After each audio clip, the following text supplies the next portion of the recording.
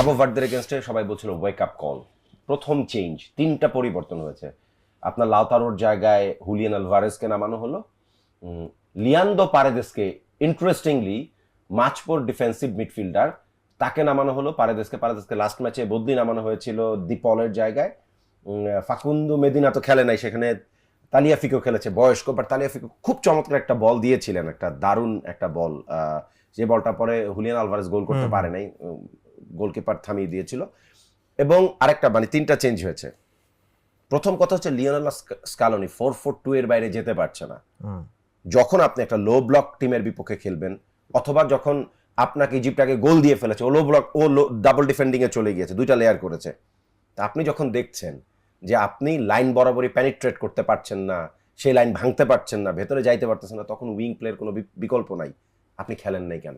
খেলছে তো কখন? ৭৬ মিনিটের পরে গিয়ে। হ্যাঁ, কারণ তখন পিছিয়ে ছিল 2 গোলে। হ্যাঁ, দেখেন, আমি দেবাশিস দার কথা ধরে বলি যে আর্জেন্টিনা দলকে কি মনে হচ্ছে যে বিশ্ব চ্যাম্পিয়ন হবে? আবারও কাগজে কলমে হবে না। এই খেলা দিয়ে ক্যাবো ভার্দে, ইজিপ্ট, আর্জেন্টিনা থেকে শক্তিমত্তায়, যদি আমি বিশ্বাস করি না বিশ্বকাপে যারা খেলতে আসে তাদের মধ্যে শক্তিমত্তার অনেক পার্থক্য থাকে, বাট আর্জেন্টিনা কি কাগজে কলমে মনে হচ্ছে বিশ্ব চ্যাম্পিয়ন না। কিন্তু কাগজে কলমের যে কথাটা আমি দাদার সাথে শোর আগে বলছিলাম যে কাগজে কলমের খেলা দিয়ে কি বিশ্বকাপ জেতা যায়, সেটার উত্তরও কিন্তু না। আর্জেন্টিনা গত বিশ্বকাপের খেলাগুলো দেখেন, অস্ট্রেলিয়ার সাথে কি কনভিন্সিং উইন ছিল? না। মেক্সিকোর সাথে কনভিন্সিং উইন ছিল, নেদারল্যান্ডসের সঙ্গে ছিল। আর্জেন্টিনা কনভিন্সিং ফর্মটা ফিরে পেয়েছে কোন ম্যাচে? ক্রোয়েশিয়া ম্যাচে, রাইট? That was flawless. আচ্ছা, এবার আর্জেন্টিনার 90 ওয়ার্ল্ড কাপে যাই, একটা দল ফাইনাল খেললো, কোনো ম্যাচে ভালো খেলে নাই।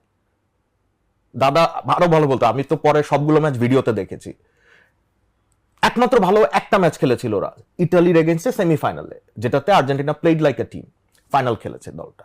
86-এ আসেন, সবাই বলে ফ্ললেস। আপনি গ্রুপ ম্যাচ দেখেন, হ্যাঁ, গ্রুপ ম্যাচে 3টা ম্যাচের মধ্যে আর্জেন্টিনা জিতেছে 3টাই, কিন্তু ফ্ললেস ছিল না। ফ্ললেস হয়েছে কখন? রাউন্ড অফ 16-এ উরুগুয়ের এগেইনস্টে থেকে। আমার এটা বলার মানে না যে আর্জেন্টিনা খারাপ খেলা দিয়ে চ্যাম্পিয়ন হয়ে যাবে। জিনিসটা হচ্ছে, আমার এটা বলার মানে যে সবসময় যে সেরা দল চ্যাম্পিয়ন হবে বা একটা খারাপ খেলতে থাকা দল চ্যাম্পিয়ন হবে না, এটার কোনো মানে যৌক্তিকতা নাই। কাগজে কলমের ফুটবল আর মাঠের ফুটবল ইজ টোটালি ডিফারেন্ট। আচ্ছা, এখন আর্জেন্টিনার আপনি খারাপ সাইডগুলো বললেন, ফর শিওর, যে শর্টকামিংস গুলো কি আছে, এগুলো আসলে it's there for all to see. মানে এটা নিয়ে আর কথা বলার কিছু নেই। আর্জেন্টিনার আনহেলদি মারিয়ার রিপ্লেসমেন্ট খুঁজে পায় না।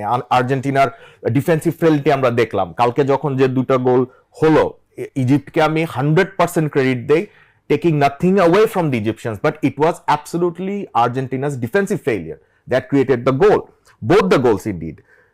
ডিফেন্স, আপনি যখন দেখেন বলটা যখন থ্রু হলো, সেকেন্ড গোলটা স্পেশালি যেটা বাতিল করা হলো, ডিফেন্ড, আপনি যখন ডিফেন্ড করেন প্লেয়ারের সামনাসামনি থাকতে হয়, বা ওরা সাইডে ছিল, রাইট?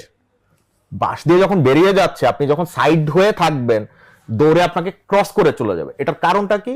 কারণ আর্জেন্টিনা তখন গোলের চেষ্টা করছে, 3জন ডিফেন্ডারই অনেক উপরে।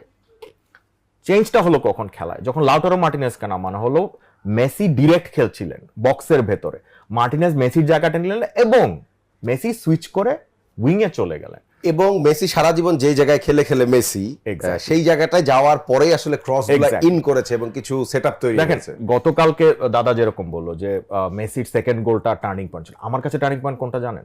মেসির পেনাল্টি মিসটা। ওকে, হ্যাঁ, পেনাল্টিটা যদি মেসি, 1 নম্বর কথা, ও পেনাল্টি নিতে পারে না ভাই। ও সর্বকালের সেরা খেলোয়াড়, কিন্তু সর্বকালের সবথেকে খারাপ পেনাল্টি কিক টেকার।